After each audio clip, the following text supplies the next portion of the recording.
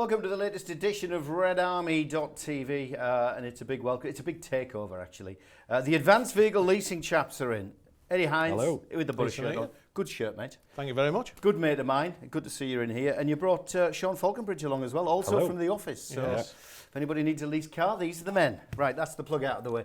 Right, fellas, no, I'm not taking payment, I promise. We've got to start with Southampton. Eddie, I'll start with you first. Enjoy it? No, I'd rather stand in a cold shower. It was completely diabolical, really. It seemed as though they'd already given up. Southampton, a good squad, don't get me wrong, but it just appeared that no one had confidence in a goalkeeper, to be honest. What were you hoping for in the game, Sean? To sort of give it a go, to show the fans that, even though, by that point the season was over, we're relegated, that's it, and you want them to have a go. And I hope to see, some of the players that they might use for next season. I was a bit gutted that Dimmy wasn't in goal, stuff like that. But when they were playing, they just seemed that it was academic. They weren't really giving it a go. They weren't really trying. The atmosphere was really flat. I said to Eddie, it's one of the flattest games I've ever been to that season. Yeah. That's Tex unbeaten that. So, but yeah, it was a really, really flat game. And it's funny you say that about how flat it is. Have a look at this. I love this piece, this photograph. It was posted on, I think, Facebook by Craig Jones. It's a shot of his 5-year-old son going to the Boro match. As you can see on the left-hand side, that's him just before kick-off, and on the right-hand side, fast asleep during the game on his mum's lap. I think that sums it up, doesn't it? Yeah, absolutely. It does, yeah. Well, it was. Go on, sorry. Yeah, if my son, who's 14 and is Boro through and through, is sat there at 24 minutes and 32 seconds and says, "Can we go home?" That shows something. Is that what happened? Exactly. Exactly, yeah. Yeah, not a good send-off for the fans, your final home game of the Premier League season, was it? Yeah, no, not really. Well, I suppose what it's going to be remembered for by an awful lot of people is the chanting. Yeah. Is the Aitor Karanka, and then going through all the old player names. Yes. Yeah. What did you make of that? Well, I was when they were shouting and they were shouting out to our Leo got up, didn't he? And he was doing his beating the chest thing, Careful, the mic's not far from you. Oh, sorry, yeah. It's all right. He was beating his chest and he was pointing to Agnew, because I had a good view of it where I sit in the West Stand, and he was pointing to Agnew and saying, to the fans and all, back him, this is your man, this is your man. And it carried on after that when Downing got brought off, when he got substituted. The fans were booing him. And Downing obviously came to his seat and he started waving his finger like this. Now, you reckon he had a really decent view? Yeah, I did. I got a good view of that, because there was a lot of talk on social media and on the radio that he give the fans the finger. He didn't. He actually waved his finger like as if to say, stop it, out of order type of thing. And then he pointed to the pitch, and I couldn't hear exactly what he was saying, but it was along the lines of, "You get out there and do it then," type of thing. And then they carried on booing him, and he carried on doing that. And that was it, really. I mean, for that 5 minutes, the match was that boring. I was watching what was going on in the dugout, so that was the most entertaining part of the game, I'd say. What do you make of all the chanting? Aitor's name. I thought the Aitor chant was out of order. I think so as well. I think Agnew deserved a chance. Personally, I don't think he's the man. I think he might be a fantastic coach, but when you look at it, the greatest teams that you see, when Ferguson had Man U, he managed his squad and his coaches. He was a manager. Agnew's just a coach. He's done a good job. He's not done as good as Karanka. It shows that when you look at the results. But at the end of the day, what's to be said? There's something inherently wrong in the team. I think most proper fans would know that since Christmas. And people were asking questions. Would Steve Gibson allow this to happen? He obviously did. Did he have his reasons? Who knows? Well, let's have a listen to Aggers after the game, because we do get the camera into the press conference afterwards. And on that very subject of the crowd chanting for Aitor Karanka, etc., at least he was honest enough to say, "Yes, I heard it." Really, I think to stand in the technical area is something that I feel is my responsibility, and I understand the frustration from the crowd. They've had a really, really disappointing season, and we have to accept. All of us, we have to accept responsibility for where we are, and understand the frustration from the supporters. Yeah, interesting to hear a manager turn around and say, "Yeah, I did hear it." He didn't hide from it, but unfair on him. I think so. I think so. He was, as I said, he should have had his chance. It hasn't worked. I think most of the fans can see that. We need a proper manager in, or we need something dynamic to get the fans, the town, everyone behind the football club. And as Steve Gibson said, we need to look at the way the squad is. There's ins, there's people coming in, there's people going out. We need pace, we need flair. A team should be a conglomerate of all that you need. A good defence, a good midfield, a good attack. Well, let's not go too deeply into that because we'll come on to what Gibbo's had to say and what we've got to do in the future. First and foremost, let's wrap up the Southampton game. Mark's had his camera. He got out on the street. This is what you've had to say. Same old rubbish. Absolute same rubbish. There's nothing changed from when Karanga went. No. The football has always been the same. Nobody wants to know. And me. I think they were all just on holiday mode again. Yeah. Too little, too late. Shouldn't have trusted Karanga with it from the start of the season. Exactly. But we'll be there for next year. Onwards and upwards now. The right choices off the field, manager-wise, and that's it. Positive.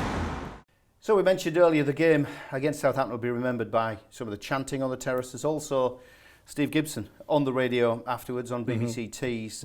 Quite a lot he went through. What's gone wrong was one of the questions that Neil Maddison asked him. The recruitment policy was not what we thought. There was disruption on the management side, which has affected the players on the pitch. That's an interesting one for me. Sean, I'll throw that one at you. Disruption behind the scenes that's affected the players on the pitch. Yeah. That's not nice to hear, is it? It's not, and I don't know if he meant to actually say that, because he seemed to stutter when he said that. I remember listening to it the other day. And he seems to sort of left himself wide open with that, doesn't he? Because that had a lot of people asking a lot of questions. Is he admitting what everyone thought at the time, when Karanka was doing what he was doing at the time, all the upheaval in the changing room and all the rumours flying around and everything. So he sort of admitted that, he put his hand up to it in a way by saying that, But, it is what it is, isn't it? You can't really... He said it now, and we all more or less knew what was going on. He's not the only one to have said it, because yeah. Gorgeous George came out, didn't he? Yeah, he's come out recently and said something. Yeah, he was disappointed with what was going on in the dressing room. Yeah. So it does sound like there was a rabbit loose somewhere. It seems like he's given carte blanche. Now Steve Gibson said it, everyone's, okay, well, someone wanted to say it, someone had to say it, it would come out. If I remember right, it was Ben Gibson in an interview. I think it was on BBC, on the Match of the Day, the post-match interview. He said in quite detail, he said, we know what's transpired in the changing room and stuff like that. It will come out. These things always do. So he more or less dropped the hint there that there was problems there, But it's, it's happened, it's gone. It's happened, it's gone. Yeah, it's one of those things. It's how does he fix it as a chairman? How does he move forward? We've discussed Southampton and obviously the game. If we could take Southampton's recruitment team wholeheartedly and bring them here, we would. Victor Orta's got something to answer for. Gill's got something to answer for. Yeah. There's something inherently wrong in that back room, whether it's been boys' handshakes or everything. But if that was a salesperson in a job, he'd be down the road. He is now, but he should have been down the road earlier. The interesting point as well in that interview, when Gibson was saying stuff like it, I've never heard him be so definite about his comments. Usually, like I said, we were talking about earlier, weren't we? When a chairman's getting interviewed, he leaves a lot of open-ended statements. We need to try this, or we need to have a look at that, or we may need to look at that. And which one caught your eye then? Which he was definite about. He said about, I've got to be careful what I say because it can affect people currently working at the club and people not working at the club. So that more or less, tells you no matter how you read that, people are going and someone's coming in. The other comments as well, he was saying about the big one. We're going to smash the league. We're going to smash the league, and win the division. And we're going up as champions. Our objective needs to be only one objective, he said, I think was the word he used. We have to come back up as champions. We have to smash this league. I've never heard him speak like that before. We did hear him say we were going to give the Premier League a good go. But that's a bit different. But he did. Did he say that though, or was that just a statement? Did he actually say that in an interview? I don't know. I can't remember. He might have done. I think he was let down. He was let down by the people behind the scenes. He seemed really fed up. He come across as he was like, I've had enough of this. Changes need to be made now. I need to take a more hands-on approach as a chairman, because previously he said in interviews, I just let Karanka get on with it in no uncertain terms.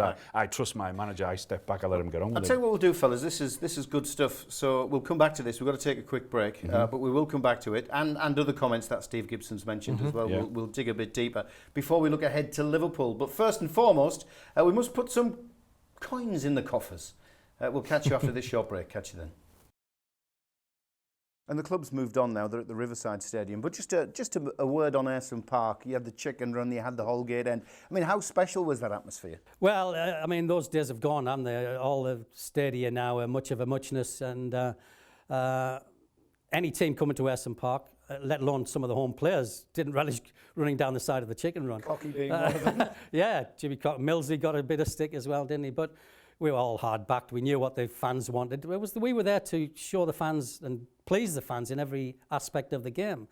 And the more we could do to do that, then it got you off the back. But they're very knowledgeable, these fans. You know, they know what's good and what's bad and what's right and what's wrong. And if you at least put 100% shift in, they appreciated that.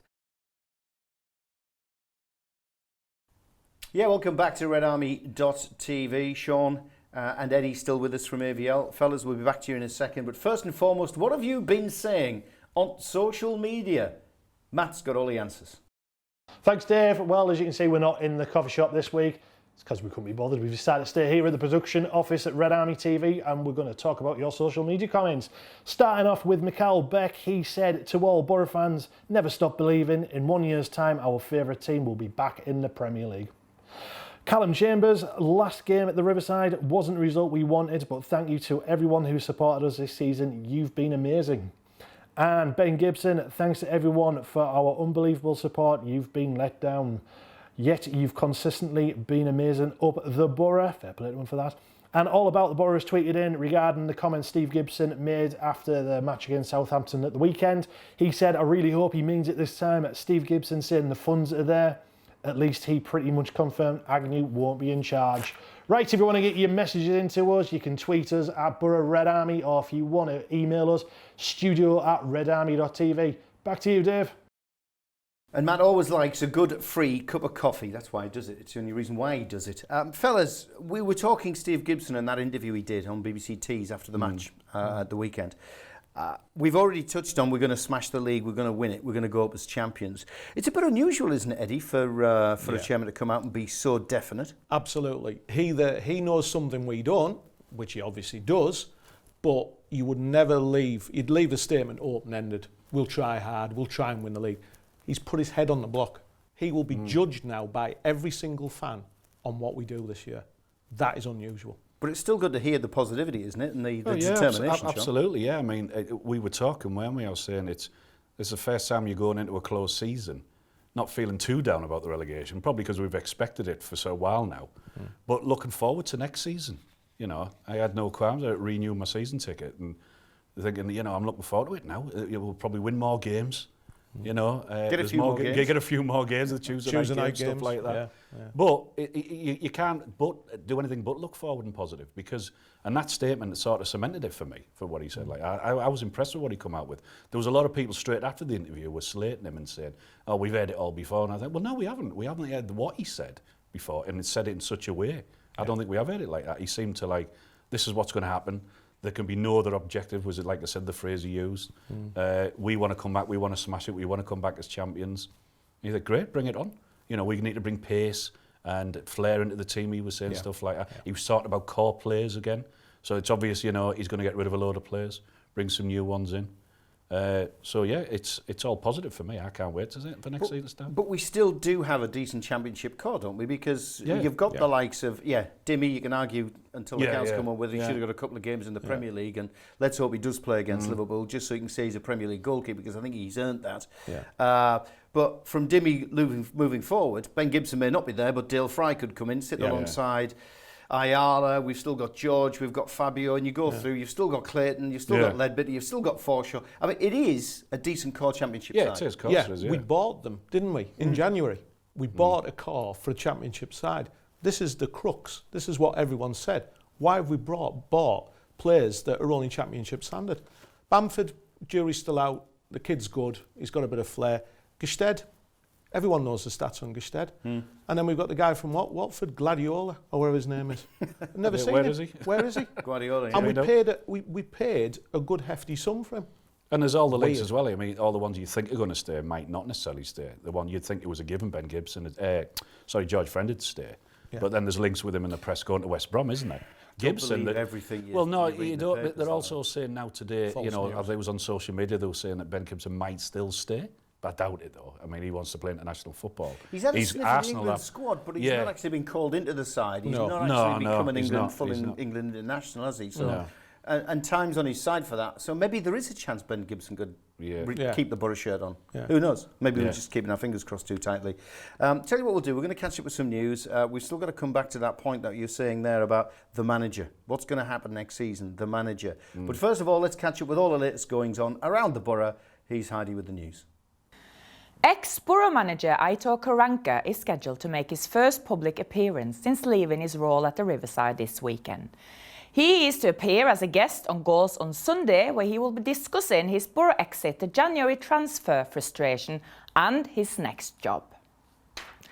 Former Leicester manager Nigel Pearson has revealed that he's interested in the Middlesbrough job for next season. Pearson played at Middlesbrough between 1994 and 98 and has been out of a job since October after leaving Derby. Chief Scout Victor Orta is set to leave Rockcliffe as the club's chiefs draw a line under the Aitor Karanka era. The Spaniard is understood to be in his talks or an exit settlement that will see him depart the club quickly. And if you have anything you want to share with us, please get in touch. Email studio@redarmy.tv or via social media at Boro RedArmy. And back to you, Dave, in the studio. Heidi, hi. Thanks for that, Heidi. Fellas, coming back to the comments we've been talking, a little bit earlier we were talking about what Gibbo had said, what are your plans for next season? And we touched on, I've got to be careful what I say because it affects people inside the club and out. He was also asked, what thoughts have you got on the manager next season? He said, yeah, I've got them, but I'm going to keep them to myself. Yeah. Is that suggesting Aggers may not be in the hot seat next season? We can only hope. Like I say, I've touched on the fact I think he must be a good coach. That is the only open-ended statement he made, really, didn't he, in the interview? It's that could go either way. I don't want to see him there next season. I think he's a great coach, but he's not a manager. Yeah. You know, when your team's down, when your team's playing bad, you need someone in that change room to really kick backside, shout and scream at the players. I mean, he might be like that, we don't know. But for me, he doesn't... You know, people have said, I had an interview the other day with John Hendry, and he said, Alex Ferguson couldn't have kept that team up. And I was like, well, he's had 10 games. That surely is long enough to try and make some impression. You look at Leicester this season, when they got rid of Ranieri, and look what they get with the manager, I forgot his name, the assistant manager, he turned it around instantly. A good manager can turn it around, or at least get him playing different, get him out of the well, you know, the Harry way had the train a go, of didn't he, with Birmingham and all that sort of stuff. Maybe he could have done something. Eddie, if not Steve Agnew, who do you reckon? Well, there's been a lot of names banded about, haven't there? Wagner from Huddersfield. I'm glad you never said Wagner the singer. Well, he might do a better job than somebody. No, I would think, again, if you look at the likes of Manchester United, a proper manager and proper coaches, I don't know, I'd love to see Giggs, maybe not as manager, but as a coach. But who would be the manager then? Would he come to Middlesbrough as a coach? No, I don't know, depending who he's with. Maybe, I don't know, maybe Giggs as a manager and Scholes or something of that nature. Something with a bit of passion. I think that's what we need, is passion. I think Aitor, the only thing I can remember about Aitor is that he played very defensively. He didn't seem to have that personality, you know. Leo's got that personality, you can see he wears it on his shirt. You know, he's there, he's Boro through and through, and I think that's what we need. I think the fans need to be fired up again. Giggsy has been mentioned a lot. Yeah, again today would you be happy with him? It's another untried and tested. He is untried and untested, but so was Robson when he came. And so was Southgate, so was McLaren, and so was Karanka. We talk about the most experienced manager we had did the worst job. It's Strachan. So, you know, why not give him a go? As long as he's got the right team behind him. There's talk again today about Phil Neville coming with him. He's tried, and you know, he failed miserably, didn't he, in his foray into management, and he recently... Is it Phil or Gary? Gary, not Phil. So he was in Spain, wasn't he? Yeah, he was in Spain, and he got, what was it, 11 defeats and 2 draws or something, and then he was sacked or whatever it was his record was. So I can't see that being a good choice. But Giggs, yeah, he could bring in players as well, though. People will want to play for him. People will respect him. You know, he might have learned something under Van Gaal at Man United. He won his couple of games where he was a manager, but it was only a couple of games, that doesn't prove anything. But bring someone in like Giggs, why not? Give him a chance. He could draw the players in. Like, he's well respected as a player around the world, isn't he? So well, this is all speculation, isn't it? It's all ahead of next season. We've still got a game to come, and Aggers is in charge for that one. The not so difficult trip to Anfield to take on Liverpool, who are obviously scrapping for their Champions League place. So it couldn't happen any nicer for the end of the season, could it? We knew that. months out. Well, we had a tough run in. What are you expecting then from Phrase Sunday? I used earlier, academic. I think Jurgen Klopp will be rubbing his hands. He's just, he'll be thinking he's just for his Champions League place. I can't see he's getting anything out of that at all. No. I'd be shocked if we did. I was listening to 5 Live earlier in the car when I was driving around, and they're all going on about how Liverpool have been upset by lesser teams at Anfield this season. They were knocked out the cup at home. They were done by Swansea at home. So Middlesbrough stand a chance. Got a chance, Eddie? No. We're talking about Nothing. us, aren't we, really? Let's be honest. We could do a better job, I think, at the moment. Liverpool are going to come out full strength, full firing. They're just going to go for it 100%. Yeah, because they want 4th place. Yeah. What do we want? The season to end, things to change. Liverpool can attract. I'll leave it there. Yeah, No, you won't, because I'm now going to ask you for a prediction. Prediction. Score. Well, I said it already, 9-0. No, I reckon it's going to be 3-4-0. I can't see scoring because we can't score. Prediction? Painful. That's my prediction. I really think it's going to be that bad. I go a repeat of the Riverside game, 3-0. Yeah. 3. They're just too good. They're going to attract more players in Too the good. Champions League. They're needed, Men and boys. Thanks, fellas, for leaving us on a real high point. No problem. Yeah, I appreciate it. No, thanks for coming in. Enjoyed your company. It's been great. Thank you to very see much. Thank and you. we'll get Cheers, you in Dave. again next season when we're starting to win games. Yeah. That's it for Red Army for this week. Made in Teesside, online, all that sort of stuff. Catch you soon.